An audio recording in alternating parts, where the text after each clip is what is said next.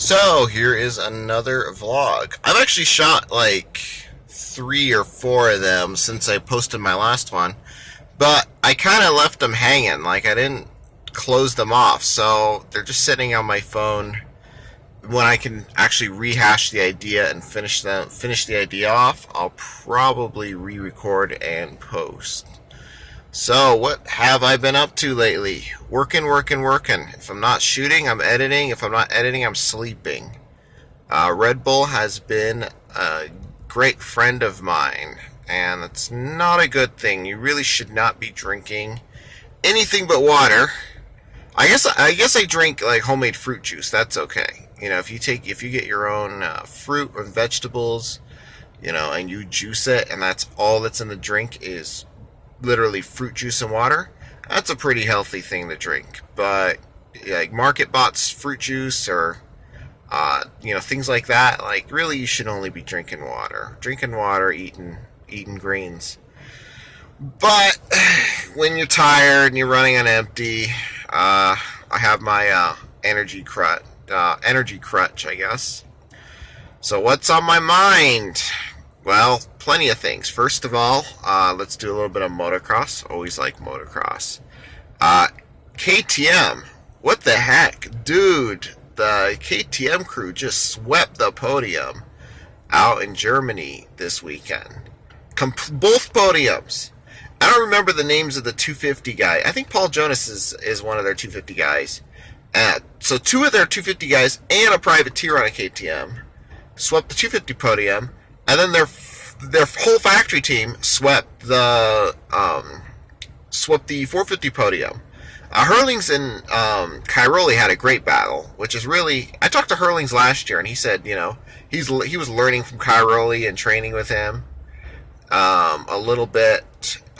Same with Glenn Koldenhoff, but dude, that is awesome. One of another interesting thing, one of Kurt Caselli's old teammates. Dang it, I don't remember his name. I don't follow Desert as much, but he just did Romaniacs on a adventure bike. I haven't seen the video yet, but that just sounds freaking gnarly. Like Romaniacs is a hardcore event. The closest thing we have to it out here in the USA is like Last Dog Standing, but it's like Last Dog Standing plus a 6-day enduro. Like it is, Romaniacs is not for the faint-hearted. And dude, on an adventure bike, I gotta check that out. Other than that, let's see what else. USA Motocross. Nobody really cares what happens overseas except for me. Husky man, you guys picked the right team. Other than maybe Michael Mosman, who's brand new, you finally are getting some fresh blood. All your guys have made the podium this year. It seems like Jason Anderson consistently made the podium, and as soon as he was out due to injury, Dean Wilson and Martin Davalos kind of picked up the torch. I mean, Dino's gotten a few podiums. It's the best he's ever done in his career. I feel great for the guy too. I mean, he's had a hard time, and did Marty, like, Davalos has been in the 250 class forever. No matter where you go, there were people complaining about it. They move him up to the 450s. He's been placing in the top 5 almost every race. At least the top 7. And Dino doesn't get the podium this weekend. Davalos does. Like, first year on 450. It sounds like he's not going to be with Husky next year. I don't know if Husky wants to sign another guy. But hey, I mean, more power to the guy. He almost got Husky a champion. He could have got Husky a championship last year in Supercross, but I think his momentum kind of fizzled out after the whole couldn't get into Toronto due to visa situation that he had. But good to see him doing well. Good to see Dino doing well. Zacho, as always, we still miss him out at Glen Helen. Now he's training with Alden Baker. I think actually Hurlings is training with Alden Baker. Kind of full circle. KTM. Back to KTM.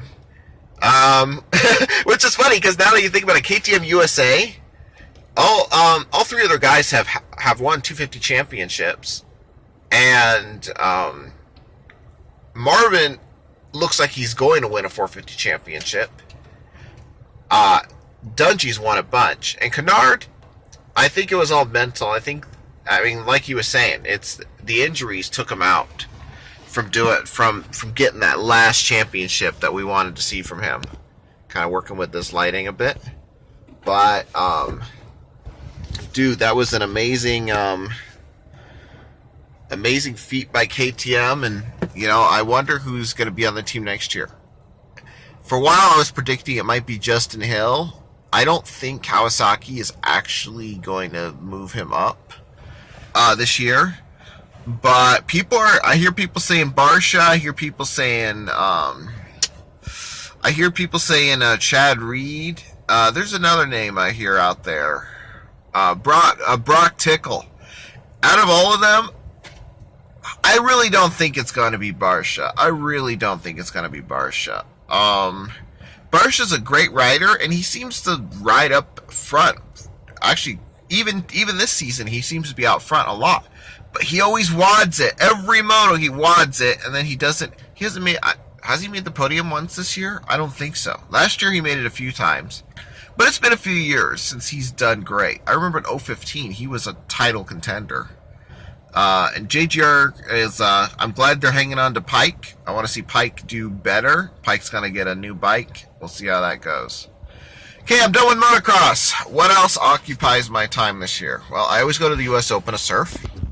I love the U.S. Open to surf. It's an awesome, awesome event. I'm not really into surfing that much, but I do follow some of the athletes, and there's some good ones.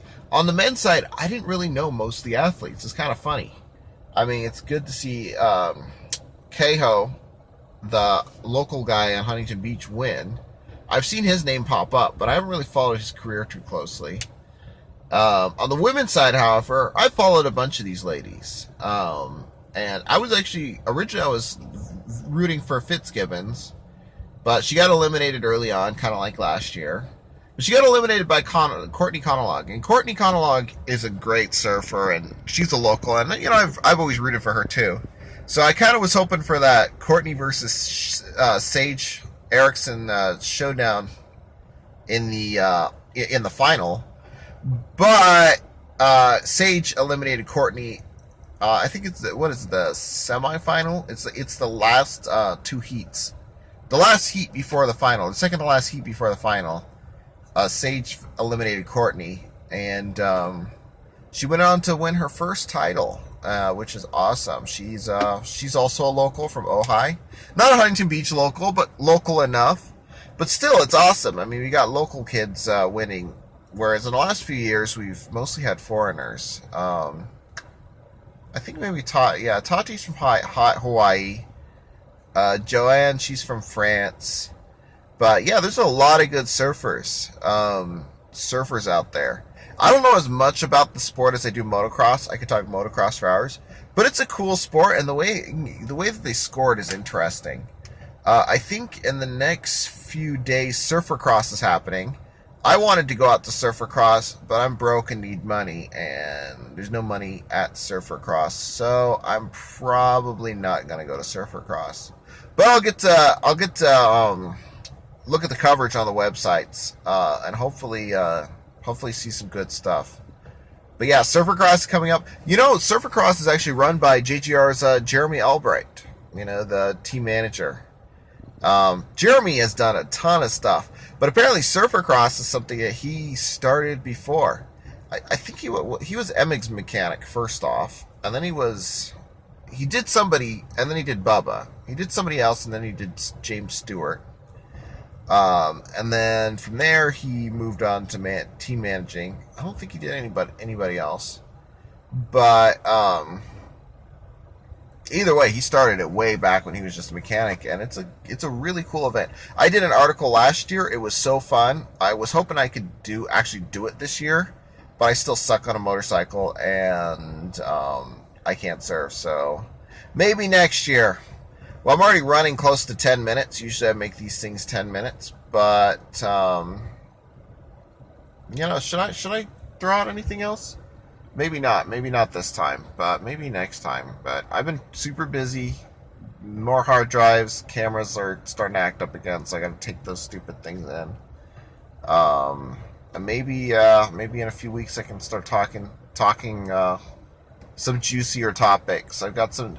I have a lot of thoughts on a lot of stuff, and I talk about it, but then I don't come to a conclusion, or my train of thought just crashes and burns. You know what? It's funny because I keep looking at the screen, but the camera is right there. It's just weird looking at this teeny little dot. But I'll be uploading some stuff. You can probably put it like a picture or two on Instagram. I didn't really I used to go to the Open to take pictures. Now there's like so many photographers there. I don't really give a shit. I just wanna have a good time, and